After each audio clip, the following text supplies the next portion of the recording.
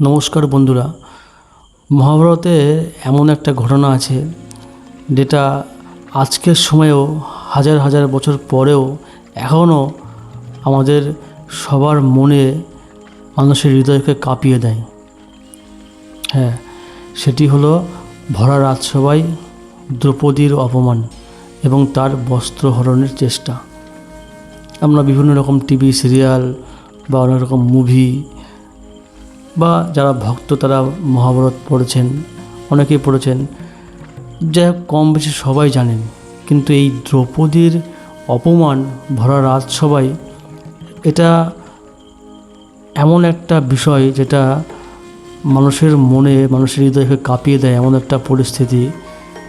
কিন্তু আমাদের কখনো মনে কি প্রশ্ন জেগেছে যে দ্রৌপদীর মতন একজন মহিষী নারীকে কেন এমন ভয়ঙ্কর পরিস্থিতির মুখোমুখি হতে হয়েছিল? কখনো কি আমরা ভেবে দেখেছি? আমরা সাধারণত বলে থাকি যে আমরা যে ফল ভোগ করি সেটা সুখ হোক বা দুঃখ হোক, সেটা আমরা আমাদের কর্মের ফলটাই কিন্তু পাই। সেটা আমরা কিন্তু মানি যে আমাদের কোনো কর্মের ফল আমরাই ভোগ করছি। তাহলে দ্রৌপদীও কি তিনি কোনো পাপ করেছিলেন? এটা কি তার পূর্বজন্মের কোনো কর্মের ফল? অনেক জায়গায় আমরা একটা গল্প শুনতে পাই যে দ্রৌপদীর পূর্বজন্মের কোনো কর্মের কারণেই নাকি তাকে এই ভরা রাজসভায় এই যে এমন বড় একটা অপমান এটা সহ্য করতে হয়েছিল তার কর্মের কারণেই, তার পূর্বজন্মের কর্মের কারণে। কিন্তু প্রশ্ন হলো, এই কথাটা কি সত্যিই মহাভারতে ভগবান শ্রীকৃষ্ণ বলেছিলেন? মহাভারতে কি আদৌ আছে, নাকি এটা একটা পরবর্তীকালে একটা প্রচলিত কাহিনী? আজকের ভিডিওতে আমরা আবেগ দিয়ে নয়, বরঞ্চ শাস্ত্রের আলোকে এই প্রশ্নের উত্তরটাই খোঁজার চেষ্টা করব। ততক্ষণ পর্যন্ত ভিডিওটি শেষ পর্যন্ত দেখবেন এবং আমাদের চ্যানেলটি সাবস্ক্রাইব করে আমাদের সঙ্গে যুক্ত থাকবেন। দ্রৌপদী কে ছিলেন, প্রথমে সেই বিষয়টি নিয়ে আলোচনা করব। একটু ফিরে যাই মহাভারতের সেই সময়ে।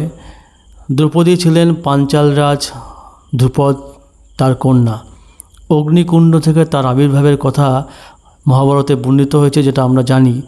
পরবর্তীকালে তিনি পঞ্চপাণ্ডবের পত্নী হন।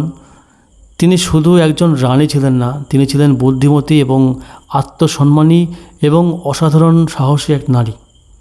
কিন্তু ভাগ্যের নির্মম পরিহাসে তাকেই একদিন হস্তিনাপুরের রাজসভায় এমন পরিস্থিতির মুখোমুখি হতে হয় যা ভারতীয় মহাকাব্যের অন্যতম বেদনাদায়ক ঘটনা।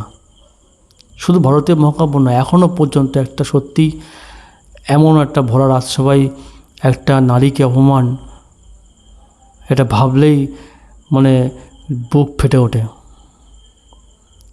দুর্যোধনের ষড়যন্ত্রে যুধিষ্ঠির পাশাখেলায় বসেন। একটার পর একটা করে তিনি তার সম্পদ, রাজ্য, ভাইদের, এমনকি শেষ পর্যন্ত নিজেকেও হারিয়ে ফেলেন। তারপর আসে সব থেকে বড় ভয়ঙ্কর মুহূর্ত। যুধিষ্ঠির দ্রৌপদীকেও পণ রেখেছেন, নিজেকেও পণ রেখেছেন, তার ভাইকে পণ রেখেছেন, এমনকি দ্রৌপদীকেও পণ রেখেছেন। দুর্যোধনের আদেশে দুঃশাসন দ্রৌপদীকে সবাই নিয়ে আসেন। ভাবুন তো, একজন নারীকে তার ইচ্ছার বিরুদ্ধে রাজসভায় টেনে আনা হয়েছে। ওরকম হাজার হাজার, এই রাজসভা আমাদের মতন যেমন তেমন রাজসভা না, 250 জন না, হাজার হাজার লোকের মাঝখানে। দ্রৌপদী তখন প্রশ্ন করেন, যে ব্যক্তি নিজেকেই আগে হারিয়েছেন তিনি কি করে আমাকে পণ রাখতে পারেন? এটা একটা স্বাভাবিক বিষয়। একজন মানুষ পণ ধরে নিজেকেই যখন হারিয়ে ফেলেছেন, তাহলে সেই হারিয়ে যাওয়া মানুষটা তো তার এখন দাস। তো সেই মানুষটা কি করে, তার নিজের উপরেই অধিকার নেই, তাহলে কি করে অন্য কারোর পণ রাখার অধিকার সে রাখেন? এই প্রশ্ন শুধু দ্রৌপদীর প্রশ্ন ছিল না, এটিই ছিল ধর্মের প্রশ্ন, যার উত্তর তখন কেউ দিতে পারেনি। দ্রৌপদী সবাই উপস্থিত মহাজ্ঞানী প্রবীণদের দিকে তাকিয়ে প্রশ্ন করেছিলেন। ভীষ্ম সেখানে ছিলেন, গুরু দ্রোণ সেখানে ছিলেন, বিদুর ছিলেন, ধর্মরাষ্ট্র ছিলেন, কিন্তু সেই সভায় ধর্মের উত্তর যেন স্তব্ধ হয়ে গিয়েছিল। কেউ দ্রৌপদীর সেই প্রশ্নের উত্তর দিতে পারেনি। দ্রৌপদী যেন পুরো সভাকে প্রশ্ন করেছিলেন, আজ যদি রাজসভায় একজন নারীর সম্মান রক্ষা না হয়, তাহলে এই সভায় ধর্ম কোথায়? ধর্ম কোথায়? এখানেই মহাভারতের একটা গভীর শিক্ষা রয়েছে। কি বলুন তো? কারণ অন্যায় শুধু অন্যায়কারীর ব্যক্তির জন্য বিপজ্জনক নয়, অন্যায় দেখে নীরব থাকা মানুষও ইতিহাসের বিচারে প্রশ্নের মুখোমুখি হয়। এখনও হাজার হাজার বছর আগে এই ঘটনা ঘটেছে। এখনও পিতামহ ভীষ্ম, গুরু দ্রোণ, তাকেও সমান দুর্যোধনের মতন সমান অপরাধী হিসেবে চিহ্নিত করা হয়, কেননা তারা অন্যায়ের প্রতিবাদ করেনি।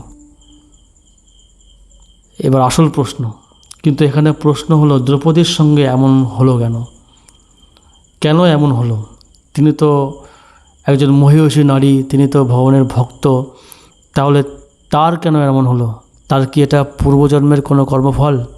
কেউ কেউ আবার এমন একটা কাহিনী বলেন যে যেখানে দ্রৌপদীর পূর্বজন্মের কোনো কাজের সঙ্গে এই ঘটনার সম্পর্ক দেখানো হয়েছে, কিন্তু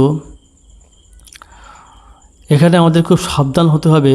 প্রচলিত কাহিনী আর মহাভারতের মূল গ্রন্থের বক্তব্য দুটোকে এক করে ফেলা উচিত কখনো নয়। কারণ মহাভারতের মূল কাহিনীতে শ্রীকৃষ্ণ দ্রৌপদীকে এমন কোনো সরল কথা বলেননি যে তুমি পূর্বজন্মে এই পাপ করেছিলে, তাই আজ তোমার বস্ত্রহরণের ঘটনা ঘটল। এমন কিন্তু কখনো ভগবান শ্রীকৃষ্ণ মহাভারতে দাবি করেনি বা এই কথা বলেনি। এই ধরনের দাবি করার আগে আমাদের অবশ্যই শাস্ত্রের উৎস দেখতে হবে। তাহলে কর্মফলটা কোথায় গেল? এখানে একটা গুরুত্বপূর্ণ বিষয় বুঝতে হবে যে সনাতন ধর্ম কর্মফলের কথা অবশ্যই বলে। ভগবদ্গীতায় শ্রীকৃষ্ণ কর্মফল এবং মানুষের কর্তব্য সম্পর্কে গভীর শিক্ষা দিয়েছেন, কিন্তু তার অর্থ এই নয় যে কেউ বিপদে পড়েছে মানেই সে নিশ্চিত করে বলা যেতে পারে যে পূর্বজন্মে তিনি পাপ করেছিলেন। এটা বলা অত্যন্ত সরলীকরণ। কারণ মহাভারতে আমরা দেখি যে পাণ্ডবরা ধার্মিক হওয়া সত্ত্বেও তাদের জীবনে কত বিপদ এসেছে। প্রভু শ্রী রামচন্দ্রের জীবনেও কত কষ্ট এসেছে। তাই কি সেই রামচন্দ্র কোনো পাপ করেছিলেন? ভগবান কৃষ্ণের জীবনেও তো কত কষ্ট এসেছিলেন, তাই কি তিনি কোনো পাপ করেছিলেন? ভক্ত প্রহ্লাদ, তিনিও অসংখ্য বিপদের মুখোমুখি হয়েছিলেন, তাহলে কি তিনি পাপী ছিলেন? তাই কোনো মানুষের দুঃখ দেখেই তাকে দোষী বানিয়ে দেওয়া সনাতন ধর্মের শিক্ষা নয়। ভক্ত প্রহ্লাদ, ধ্রুব মহারাজ, এরা সমস্ত আমাদের জড়জগতের যে মানুষ, এদের থেকে ঊর্ধ্বে। এরা ভগবানের নিত্য পার্ষদ।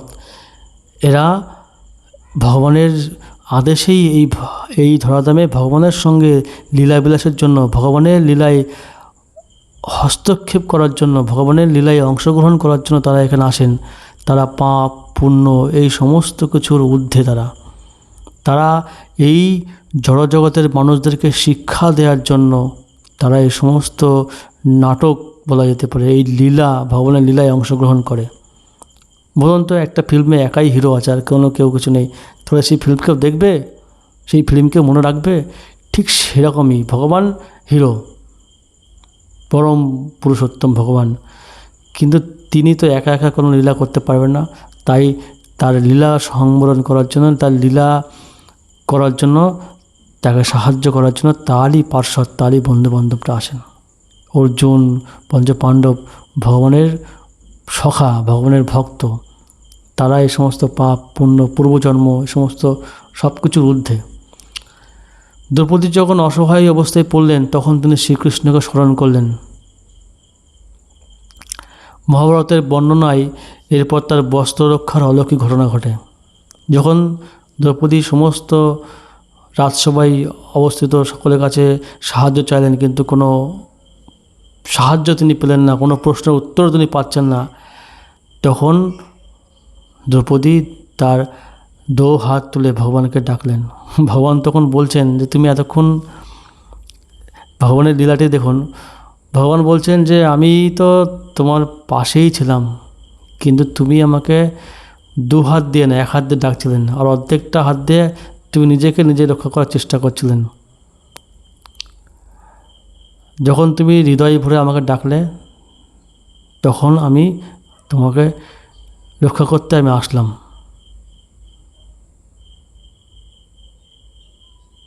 ভগবানের লীলা বোঝা খুব মুশকিল। এখানে ভক্তের জন্য একটা গভীর শিক্ষা রয়েছে। মানুষ যখন নিজের সমস্ত শক্তিতে চেষ্টা করে, তখনও কখনো কখনো এমন পরিস্থিতি আসে যখন মনে হয় যে আমার আর কোনো পথ নেই। আমার সমস্ত চেষ্টা, সমস্ত প্রয়াস সব করে দেখেছি, কিন্তু আমার কোনো পথ হচ্ছে না।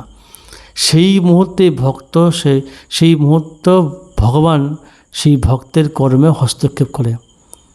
সেই মুহূর্ত ভক্ত তার অহংকার ছেড়ে ঈশ্বরের আশ্রয় গ্রহণ করে, যে মুহূর্তে ভগবান সেই মুহূর্তেই ভক্তের লাইফে এন্ট্রি নেয়, তার আগে নয়। ওই আমি অর্ধেক হাতে আমি নিজেকে রক্ষা করব আর ভগবানকে ডাকছি, দ্রৌপদী ডাকছেন, হে কৃষ্ণ, হে দ্বারকাধীশ কৃষ্ণ, তুমি আমাকে রক্ষা করো। যখন ভগবান রক্ষা করার পরে দ্রৌপদী বলছেন, আমি তো তোমার সখী, তাহলে তুমি আমাকে রক্ষা করতে এতবার ডাকার পরে তুমি এত দেরি করে আসলে কেন? তখন ভগবান বলছে যে তুমি তো বলে দ্বারকাধীশ, তুমি তো আমাকে কৃষ্ণ বলতে পারতে, তোমার সখা। আমি দ্বারকাধীশ তো পরে, আগে তো আমি কৃষ্ণ, তোমার বন্ধু। তুমি যদি আমাকে বন্ধু ভাবতে, তাহলে একজন বন্ধু হিসেবে আমি সঙ্গে সঙ্গে আসতাম। তুমি আমাকে বললে দ্বারকাধীশ, আমাকে রক্ষা করো, তাই আমাকে আবার দ্বারকায় গিয়ে দ্বারকার যে কস্টিউম, যে পোশাক, ওই পোশাকগুলি পরে সেজে গুজে দ্বারকাধীশ হয়ে তোমার সামনে আসতে হয়েছে, তাই একটু লেট হয়ে গেল। এখানে কিন্তু ভগবান একটু ইয়ার্কির ছলে, একটু মজার ছলে কথাটি বলল, কিন্তু এখান থেকেও কিন্তু আমাদের একটা শিক্ষা নেওয়ার আছে। ভগবানকে তুমি কীভাবে দেখছো? ভগবানকে তুমি পিতা হিসেবে মানতে পারো, ভগবানকে তুমি সন্তান হিসেবে মানতে পারো, তুমি বন্ধু হিসেবে মানতে পারো। যে যথামাং প্রপদ্যন্তে তাংস্তৈ ভজামাম, যে যেরকমভাবে ভগবানকে উপাসনা করে, যে যেরকমভাবে ভাব আদান প্রদান করে, ভগবানকে যেভাবে সম্পর্ক পাতায় ভগবানের সঙ্গে, এই পৃথিবীতেও আমরা নানান রকম ধর্মপিতা, ধর্মমাতা, ধর্মবোন সব কিছু পাতাই। ঠিক সেরকম ভগবানের সঙ্গে তোমার কী সম্পর্ক আছে তুমি বুঝতে পারবে, আর ভগবান বুঝতে পারবে তোমার আর ভগবানের মধ্যে ব্যাপার। তাই দ্রৌপদী যেমন দ্বারকাধীশ বলেছিলেন, তাই দ্বারকায় গিয়ে সেজে গুজে আসলো। মানে ভগবান চাইছে, ভগবান চাই তুমি খুব ক্লোজ ফ্রেন্ড, বেস্ট ফ্রেন্ড ভাবো তুমি। রাজা ভগবান, দ্বারকাধীশ ভগবান, মথুরাধিপতি ভগবান, সেরকমভাবে অনেকে মানে, কিন্তু ভগবান চাই আমার ভক্তরা আমাকে ক্লোজ ফ্রেন্ড ভাবুক, আমাকে বেস্ট ফ্রেন্ড ভাবুক। ভগবান চায় এটা। তাই দ্রৌপদীকে বলছে, তুমি আমাকে তো বন্ধু বলে ভাবো না, আমাকে দ্বারকাধীশ ভাবো। তাই আমাকে দ্বারকায় গিয়ে, আমি তো পাশেই ছিলাম, দ্বারকায় গিয়ে সেজে গুজে আমাকে তারপরে তো আসতে হয়েছে, তাই একটু দেরি হয়ে গেল। শরণাগতি, এটি শরণাগতির প্রতীক হিসেবে ভক্ত সমাজে গভীরভাবে স্মরণীয়। শরণাগতি এক একজনের এক এক রকম। কিন্তু তাহলে দোষটা কার? এই প্রশ্নটা খুব গুরুত্বপূর্ণ। দ্রৌপদীর অপমানের দায় কার উপর চাপিয়ে দেওয়া যায়? এখানে দোষ কারণ না, এখানে আগেও যেটা বললাম, এখানে সমস্ত কিছু লীলা, ভগবানের লীলায় অংশগ্রহণ করেছে। তাই এখানে দ্রৌপদীর যে পূর্বজন্মের অনেক অনেক কাহিনী বলে, অনেক কিছু বলে, সেইগুলি আমরা জানার চেষ্টা করব না। কিন্তু এরকম কাহিনী যা থাকুক না কেন, লোক সমাজে যা প্রচলিত থাকুক না কেন, সব কিছু কিন্তু মিথ্যা। মহাভারতে কিন্তু এরকম কোনো ভগবান শ্রীকৃষ্ণ তিনি কিন্তু বলেনি। তাহলে আজকের প্রশ্নের উত্তরটা কি?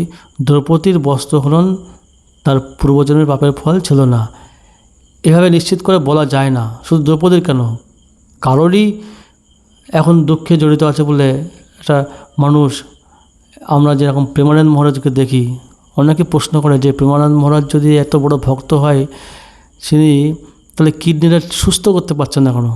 এই সমস্ত ভগবানের ভক্ত, তাদের লীলা, ওটা আমাদের এই সাধারণ মস্তিষ্কে ঢুকবে না। তিনি কেন কষ্ট পাচ্ছেন, তিনি কেন কিডনিটা ট্রান্সপ্লান্ট করে কেন তিনি সুস্থ হয়ে উঠছেন না, সেটা ভগবানের ইচ্ছা এবং সেই ভক্তের ইচ্ছা। এখানে অনেক বোঝা মুশকিল। ফেসবুকে এসে, ইউটিউবে এসে ওই হাসি খুশি ইমেজ দিলাম আর খুব সুখী আছে দেখালাম, আর ভক্তরা দেখাচ্ছে খুব কষ্টে আছে, খুব দুঃখ। কোনটা সত্যি কোনটা মিথ্যে তুমি বোঝো এবার। ওই যে হাসি খুশি দেখাচ্ছে মানে সে যে সুখী এমনটা কিন্তু নয়। আর ওই যে ভক্তরা দেখাচ্ছে খুব দুঃখী, রোগগ্রস্ত, দুঃখী, কষ্টে আছে, কিন্তু সে যে কী আনন্দে আছে সেই ভক্তই জানে। এটা অত সহজে বোঝা যায় না। যাই হোক, ভিডিওটি অনেক বড় হয়ে গেল। শেষ পর্যন্ত দেখার জন্য অনেক ধন্যবাদ। সুস্থ থাকবেন, ভালো থাকবেন। চ্যানেলটি সাবস্ক্রাইব করে আমাদের সঙ্গে যুক্ত থাকবেন। হরে কৃষ্ণ।